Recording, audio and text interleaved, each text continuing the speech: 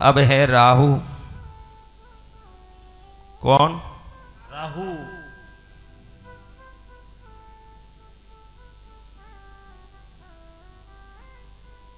होठ और कान।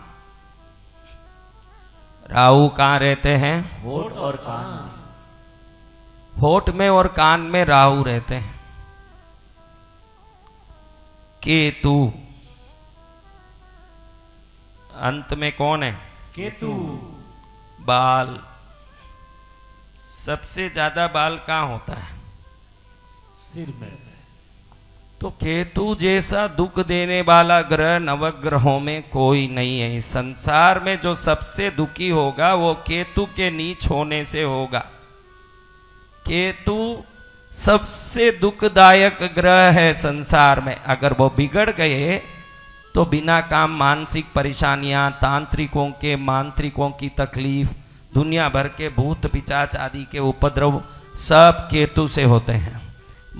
इसी से मोक्ष भी होता है। केतु मोक्ष कारक भी है। दुख खूब देख के संसार से वैराग्य करवाना, संसार से वैराग्य करवा के मोक्ष दिला देना केतु का काम है। मोक्ष कारक है केतु। दुख नहीं आएगा तो संसार से वैराग्य नहीं आएगा। कई लोगों को मैंने देखा साधु बना, मैंने पूछा महाराज जी आपने दीक्षा कैसे ली? पत्नी मर गई महाराज, इससे संसार से वैराग उठ गया। अच्छा, तो पत्नी रहती तो संसार से कोई वैराग ही नहीं होता। वो केतु का काम है कि संसार से वैराग्य दिलाना और उनको समाप्त कर देना, संसार से मुक्ति दिलाना। क्या दिलाना? मुक्ति दिलाना। अब देखिए, शरीर में कोई भी प्रकार का हलचल हो, समझो पीलिया हो गया। पीलिया होता है शरीर के लीवर में। पीलिया कहाँ होता है? लीवर में। लेकिन आंख पीला हो जाता है कि नहीं? शरीर में कहीं कोई तकलीफ हो, चेहरा ही उसको दिखाता है, क्योंकि ग्रह यही है, उस शक्ति को यहां दिखाते हैं। भाई शरीर में आंतड़ियों में कोई सिकुड़ाहट आ गया तो मुंह से हिचकी आती है। अंदर में कोई प्रकार से खाने में अपच हो गया, ज्यादा हो गया, डक्कार आता है। वो कहां से आता है? हाँ, इधर फेफड़ों में सर्दी भर गई तो इधर से पानी झरता है। कहां से आता है? इधर सर्दी भर गई तो किधर से निकलेगा? हाँ, आंख से गींद निकलता है, कान से भी पीला पीला निकलता है, मुंह से जो निकलना है वैसी चीजें निकलती है। इस शरीर में कहीं भी कोई उपद्रव हो, चेहरा दिखाता है। देखो शुगर पेशेंटों के आंख का रोशनी कमजोर हो जाता है। क्या होता है? आंख का रोशनी कमजोर। अब देखो ये पूरे आप एक एक चीजों को देख लो, समझना कि दाहिना आंख कमजोर है तो सूर्य कमजोर है, बाइना आंख कमजोर है तो चंद्र कमजोर है, दांत टूट गया है, टेढ़ा मेढ़ा है, या गंदा है, या दुर्गंध निकलता है, मंगल दोष है। कई लोगों के एक बाल भी नहीं रहते इस जगह में। मंगल बिल्कुल खराब है तो भ्रुकुटी अच्छी नहीं होती। अगर भ्रुकुटी देख लो, चेहरा देखो सबका। क्या देखना? चेहरा। वो चेहरा बता देता है कि मंगल कैसा है। अभी एक आदमी को देख के अभी देख लो, इसी में किसी को भ्रुकुटी टेढ़ी हो, कई लोगों का ऐसा नहीं होता, भ्रुकुटी ऐसे हो जाता है, उसको उदारी जरूर होगा। वो बताता है कि तेरे साथ ये होने वाला है।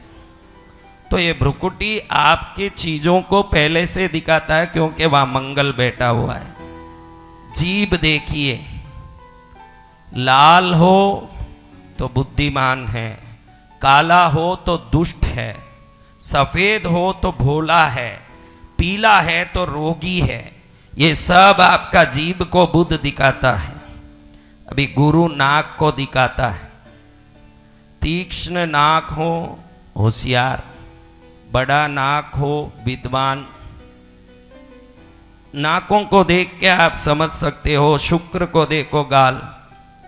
बच्चियों का, जो छोटी बच्चियों का अगर गाल एकदम फुला हुआ है तो ध्यान रखना, छोटी बच्चियां कभी फूली हुई गाल वाली नहीं होनी चाहिए, क्योंकि वहाँ शुक्र और चंद्र का युक्ति होता है, तो उस बच्ची के साथ कुछ न कुछ दुर्घटना होने की संभावना हो जाती है। इसलिए उधर मोटा गाल शुक्र चंद्र की युक्ति है, मोटा गाल शुक्र चंद्र की युक्ति है। अब ये इतनी बात बताए, क्यों बता रहे हो महाराज जी? ये बताया नहीं आपने, ध्यान रखना। जन्म कुंडली जो है इसमें ये है लग्न भाव। लग्न भाव में 5 भूत हैं, अग्नि, जल, पृथ्वी, आकाश, वायु, ये 5 भूत हैं। 5 भूतों के द्वारा ही शरीर बनता है, और शरीर बनता लग्न स्थान से, और लग्न स्थान आपके जन्म कुंडली का मुख है। क्या है? यानी आपका मुख ही आपका जन्म कुंडली का लग्न स्थान है। जन्म कुंडली में भी मुख स्थान ही जन्म कुंडली का लग्न स्थान है। यानी चेहरे में से ही पूरा आपके जीवन का गणित बनता है। एक घर का भी अगर नॉर्थ ईस्ट देखो, उस घर का नॉर्थ ईस्ट को देखो, ये नॉर्थ ईस्ट है घर का, अगर नॉर्थ ईस्ट है, कोई भी शिव मंदिर में देखो, किसी भी महाकाल में जाओ, दुनिया के कोई शिव मंदिर में जाओ, नॉर्थ ईस्ट में ही नवग्रह का प्रतिष्ठा होगा, क्योंकि ये घर का मुख चेहरा नॉर्थ ईस्ट ही है।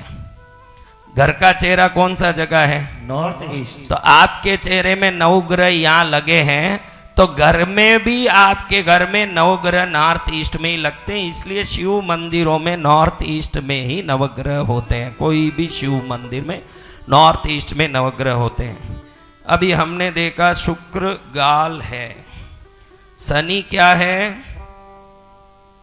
देखो आप देखिए, मैंने गूगल में सर्च करने बोला एक बच्चे को, और देखा दुनिया के 1 नंबर से 100 नंबर तक के पैसे वाले जितने हैं, किसी की फ्रेंच दाढ़ी नहीं है।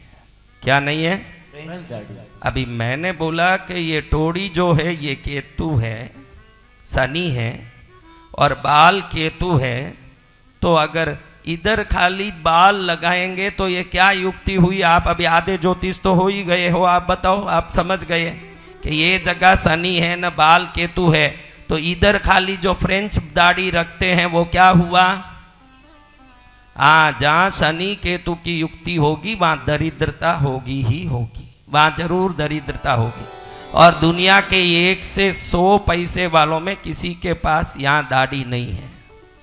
और जो ये पूरी दाढ़ी रखते हैं ना, 3 लोग रखते हैं पूरी दाढ़ी, ये क्या चीज है? ये देखो, शनि और केतु, सिर्फ यहाँ शनि है, ये तो मैंने बताया शुक्र है, ये जगह शुक्र है।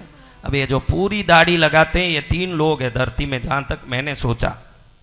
देखो, अगर पूरी दाढ़ी रखते हो तो वो होता है शुक्र, शनि और केतु युक्ति। अभी आसानी से समझ गए आप सब, 99% तो ज्योतिष हो गए इस चीज के, तो आप समझ गए कि ये शुक्र है, यहाँ बाल आया तो शुक्र, शनि और बाल केतु, ये तीनों की युक्ति हुई तो पराक्रम स्थान आगे बढ़ता है। क्या? पराक्रम। पराक्रम यानी वो पराक्रमी होंगे। अब देखो ये पंजाब में किसी को भी देखो, सरदारों को क्या बढ़ाए हुए हैं, वो देश के लिए मर मिटने तैयार रहते हैं। गुरु नानक जी से लेके अर्जुन सिंह जी से लेके बहादुरों ने आप देखोगे तो अपने बच्चों का बलिदान दे दिया, परिवार के सब चिंताओं को छोड़ के देश के लिए, धर्म के लिए बलिदान दे दिया। ये पराक्रम नहीं है तो क्या है भाई? ध्यान रखना, ये पराक्रमी ऐसे सरदार जी जैसे देश के लिए भी लड़ सकते हैं। कुछ दाढ़ी वाले ऐसे हैं जो आतंकवादी बन के परेशान भी करते हैं, उस धर्म वाले भी हैं कि नहीं? उधर भी दाढ़ी है ना। हाँ, पराक्रम तो होगा, लेकिन नानक जी जैसे महान संत जिनके गुरु परंपरा में मिले हों, वो जरूर देश दुनिया के लिए अपना प्राण कुर्बान कर सकते हैं, लेकिन जिनको अपने धर्म का गलत समझ आ गया वो आतंकवादी बन के पाकिस्तानी भी बन सकते हैं। ये ध्यान रखना, वो आतंकवादी भी बनते हैं। फिर महाराज ये पराक्रम से आप, ये महाराज बाबा जी बैठे हैं, वो भी दाढ़ी लगा के बैठे हैं, हम लोग भी दाढ़ी लगा के बैठे हैं। हम संतों की दाढ़ी में भी पराक्रम है। ये जो सरदार जी में और ये जितने दाढ़ी वालों में देश और धर्म के लिए लड़ने की इच्छा है, संत लोग खुद के पापों से लड़ते हैं, खुद के अंदर के इंद्रिय के माया से लड़के इंद्रिय निग्रह करके मुक्ति तक जाते हैं। ये पराक्रम इस दाढ़ी में साधुओं को मिलता है, समझ रहे हो ना। लेकिन जो फ्रेंच दाढ़ी बनाएंगे, कौन सी दाढ़ी? फ्रेंच दाढ़ी। वो दरिद्र जरूर रहेगा, क्योंकि उसमें शुक्र का संयोग नहीं होगा। किसका संयोग? शुक्र।